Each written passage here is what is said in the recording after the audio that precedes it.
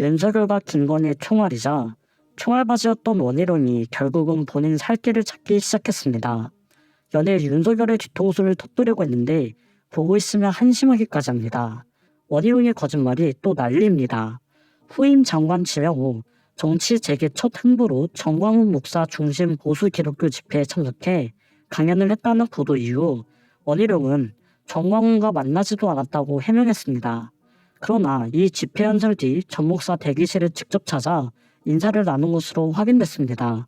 또 거짓말을 했다는 겁니다. 이런 사기꾼 같은 작자한테 어떻게 국민들의 일을 맡길 수 있겠습니까? 영상 하나가 발목을 제대로 잡았는데요. 두 사람이 만나는 장면이 영상에 포착됐습니다. 원희룡은 어제 국회에서 기자들을 만났습니다. 기자들이 전 목사 관련 행사에 참석한 취지를 묻자 제가 기독교이지 않느냐며 거기 와서 간증해달라고 해서 신앙 간증에 다녀왔을 뿐 누가 어떤 내용으로 강연하는지 잘 모르고 갔다고 설명했습니다. 이어 자신이 밝힌 보수 통합 구상과 관련해 한 사람이라도 한 계층이라도 넓어지는 게 보다 좋은 정치고 나라가 잘 되는 길이라고 본다고 했고요. 제 시선은 어떻게 보면 중도 쪽을 바라보고 있다. 그런 집단에 대해서는 추가적으로 겁날 필요가 없다고 선을 그었습니다. 또 기자들이 전 목사 교회 알박길 논란 관련 논의가 있었는지 묻자 정광훈과 만나지도 않았다고 했고요.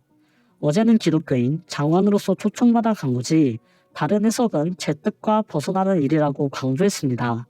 그런데 해명과는 전혀 다른 영상이 공개됐습니다. 영상을 보면 당시 간증을 마치고 강연장을 빠져나온 원장관은 건물 밖으로 나가기 전 주변 관계자들의 안내를 받아 전 목사 대기실을 찾았습니다.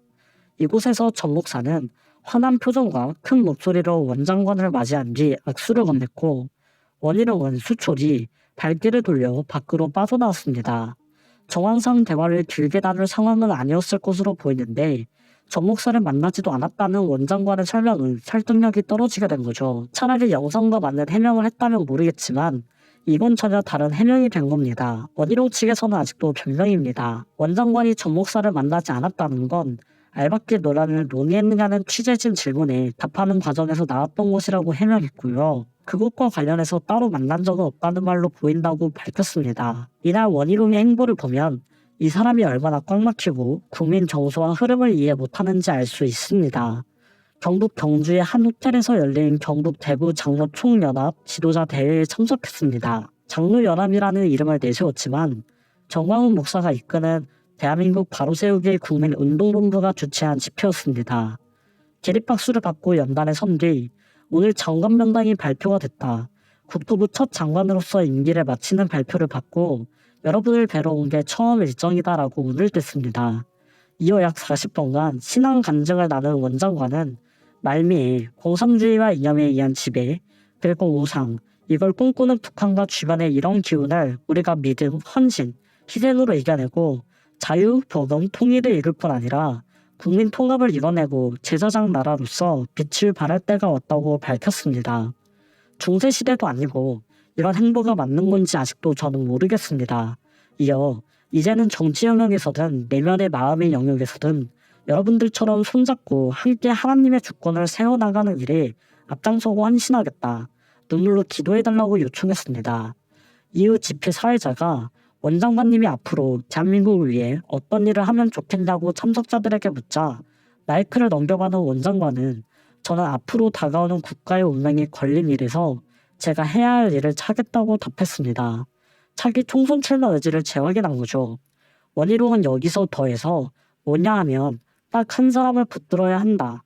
우리 대한민국의 앞길을 가로막고 있는 걸림돌을 붙잡고 제가 헌신하고 희생하겠다고 부연한 뒤 자리를 떠났습니다. 이재명 대표의 지역구의 인천 계양을 출마 의지를 에둘러 나타낸 것으로 볼 수 있는 부분이죠. 원희룡이 자리에서 벗어난 뒤 집회 사회자는 제가 아까 원희룡 장관에게 이재명하고 한판 붙을 것이냐 물어보려 하다가 선거법에 걸릴까봐 안 물어봤다고 덧붙였습니다. 어느 하나 정상인 게 없습니다. 국힘 윤재호 원내대표가 김건희 총알바지하기 바쁘죠. 민주당이 추진 중인 김건희의 주가 조작 의혹 일명 대장동 50억 클럽에 대한 특검 도입안 쌍특검 법안과 양평 고속도로 특혜 의혹, 해병대 채무 상병 사망 사건, 오송 지하차도 참사 사건 등 국정조사 3건에 대해 결코 응하지 않을 것이라고 밝혔습니다. 너무 웃긴 거죠. 김건희를 옹호함과 동시에 최상병이나 오송 지하차도 사건과 같이 국민들을 위해서 밝혀야 할 내용까지 거부하는 여당이 어디 있는지 모르겠습니다. 윤지옥의 한 말들을 보면 어처구니가 없습니다. 제정신이 맞나 싶을 정도인데요. 이들 사안은 모두 검찰과 경찰 등에서 수사 중이거나 이미 수사한 사안 또는 단순 의혹에 불과한 것으로 특검이나 국정조사 대상으로 적합하지 않다며 충분한 법적 정당성 없이 정쟁을 야기할 목적밖에 없는 특검과 국정조사에 결코 응하지 않을 생각이라고 강조했습니다. 애초에 검찰이 공정성을 잃었다는 게 핵심이고 수사기관이나 담당자들이 편파적이라는 비판을 피해갈 수 없는 상황이라는 걸 알아야 하는데 그런 건 쏙 빼놓고 보고 있다는 거죠. 민주당이 특검과 국조를 강행하려는 것은 극한 정쟁을 유발해 정치적 이득을 얻겠다는 목적밖에 없다는 말도 합니다. 민주당이 이렇게 릴레이 극한 정쟁을 유도하고 계획하는 사이 내년도 민생이 달려있는 예산안은 표류하고 있다는 말도 하던데 도대체 누구를 위해 일하는 집단이길래 국힘에서는 이런 생각과 말밖에 못하는 거냐 이겁니다. 민주당은 정부 예산안에 대해 2개의 수정안을 준비했다고 하며 감액과 증액이 포함된 수정안과 감액 예산안이 있다고 한다며 자기들의 증액 요구가 받아들여지지 않으면 감액안만 통과시키겠다는 것이라고 설명하기도 했습니다. 정부 예산안에 대한 부분적인 수정은 가능하지만 민주당처럼 정부 예산안에 대한 대규모 수정을 요구하는 것은 정부의 예산 편성권을 부정하는 것이고 예산마저 탄핵하겠다는 것과 다름이 아니라는 것입니다. 제대로 일이나 하고 이런 소리를 하는 건가요? 그러면서 민주당이 이렇게 분수에 넘치는 일을 매일같이 한다면 국민의 준엄한 심판을 면치 못한다는 것을 명심하길 바란다며 여야가 정부의 국정 철학이 훼손되지 않는 범위 내에서 적절한 타협을 이뤄 빠른 시간 안에 예산안을 처리하길 기대한다고 전했습니다. 국민들 상대로 협박하는 것도 아니고 원내대표라는 사람도 이렇게 엉망인데 국힘이 제대로 돌아갈 수 있겠습니까? 홍익표 대표가 하는 말들을 보면 이 정부의 심각성이 그대로 드러납니다. 윤석열이 단행한 각과 관련 시점과 내용에 있어서 최악의 개각이라고 비판했습니다. 특히 경제부처와 관련된 장관들은 최근의 경기 침체와 민생 위기를 놓고 책임을 지고 경질해야 할 인사들이라며 도리어 내년 총선에 출마시키겠다고 그 자리를 깔아주는 것은 도저히 납득이 안 된다고 주장했습니다. 그냥 상식적으로만 봐도 너무 이상한 행보입니다. 아직 예산안도 국회에서 협의가 마무리가 안 됐고 통과가 되지 않았는데 예산 관련 주무장관인 경제부 총리 겸 기재부 장관을 지금 개각하겠다고 발표했습니다. 이렇게 국민의 뜻을 거스르고 경제위기, 민생위기를 나몰라라 하는 정권은 처음 보는 것 같습니다. 특히 경기 침체와 민생경제의 어려움으로 내년 경제위기설까지 나오는 마당이 대통령께서 경제 관련 내각을 이렇게 바꾸는 것은 매우 잘못됐다고 볼 수 있는 것 아니겠습니까?